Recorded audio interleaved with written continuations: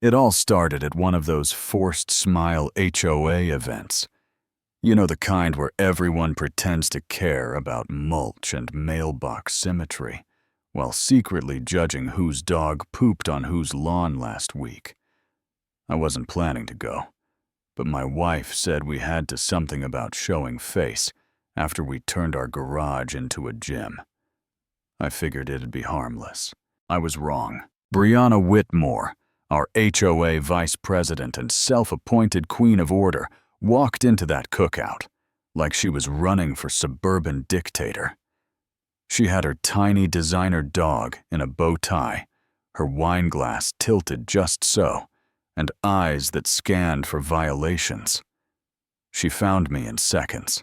So she said, "You're the one with the training compound." "You mean the garage?" I asked. "It was a garage," she snapped, "before you turned it into a militia bunker." I laughed. Mistake number one. 2 days later, I found my trash can knocked over, protein powder smeared across the driveway, and a little pink flag stabbed into my lawn like a warning. "Unauthorized business activity," it read. I wasn't charging anyone.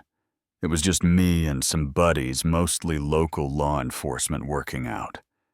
Quietly, respectfully, I knocked on her door. She answered in yoga pants and a silk robe, sniffing like I'd tracked mud on her marble. "We don't allow storefronts. Your son's running a crypto server farm in your basement. That's digital commerce." Slam! A couple days later, we're in the middle of a training session. 3 of us, some basic drills, when I catch her across the street with binoculars crouched behind a bush like she's part of a neighborhood version of the CIA. We waved, she ducked. Next morning, 2 cruisers pull up. Apparently someone called in a report of multiple armed men entering a residential home. The cops knew me, one of them I'd trained the week before. They laughed. One shouted, "Tell her to join next time, she's clearly invested." I thought that'd be the end, but then came the emergency zoning hearing. Picture a beige room with flickering lights. Brianna seated front and center, flanked by Ron, who once tried to ban trampoline nets, and Sharon, who fined a neighbor for planting basil without HOA approval. They rolled out evidence, grainy surveillance shots, a decibel chart labeled "suspected grunting," and a list of phrases like "breacher left" and "hostile neutralized." Sharon solemnly claimed these were tactical threats. I was biting my tongue when my wife stepped forward, calm and collected, and laid down a file. "We filed the zoning change 2 months ago. Approved, stamped, legal." She even had a community petition. 12 signatures. One of them asked if we'd offer classes. Ron mumbled something about a recess. Sharon took a cookie and left. Brianna's jaw didn't move, probably locked from rage. And just when I thought it had simmered down, it got worse. Text messages started rolling in. My wife got invited to wine tastings, book clubs, wellness circles. But the real goal was info gathering. Soon, neighbors began distancing. Mr. Dalton stopped waving. The Bensons, who used to bring zucchini bread, suddenly looked the other way.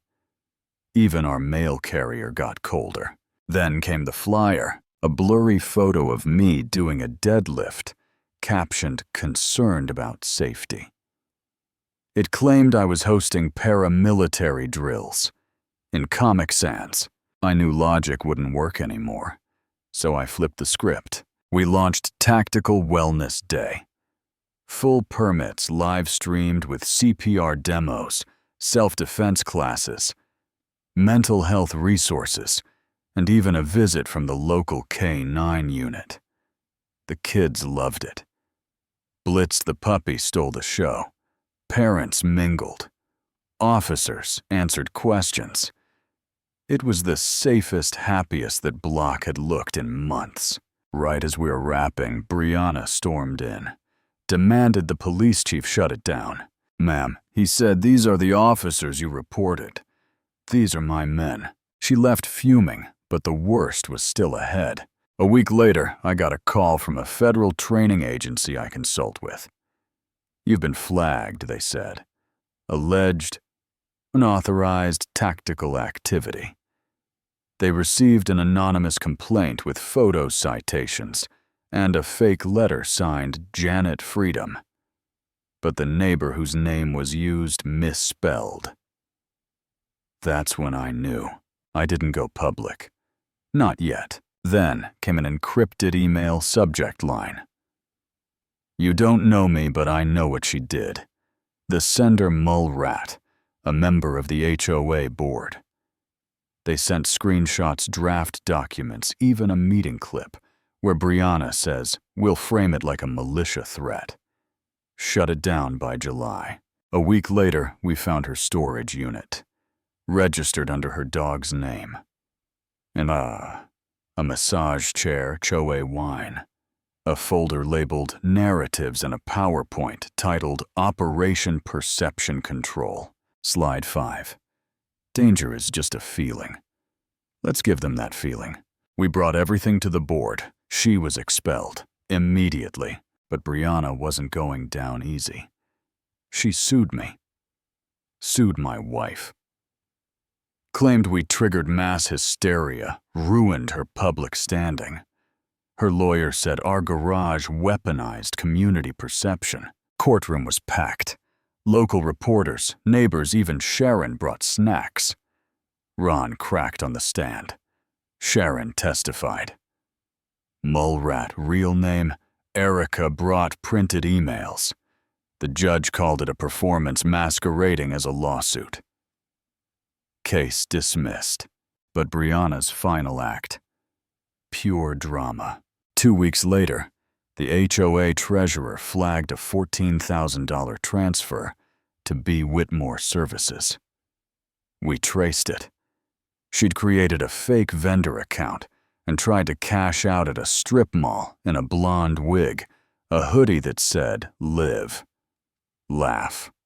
Sue and sunglasses too big for her ego. She saw us, ran, tripped over a curb, dog in one hand, lavender crystal in the other, charged with fraud impersonation, misappropriation of funds. Now she's out there picking up trash in a neon vest, right in front of my garage gym. We rewrote the HOA charter, added the Brianna clause. No more fake citations. No more unchecked power. No more suburban tyrants with clipboards. Now every time someone gets bold, we just point to the rule. And to her. And me. I sip my shake, smile at the new neighbors, and when they ask, "Was that story real?" I just nod. Oh, it was real. A week after her arrest, I saw her walking down the sidewalk, garbage bag in hand, picking up wrappers and cigarette butts like nothing ever happened. She didn't look up. I don't think she could. And you know what? I didn't feel triumphant. I felt tired. Tired of the battles, the manipulation, the nonsense, but also proud because we stood our ground.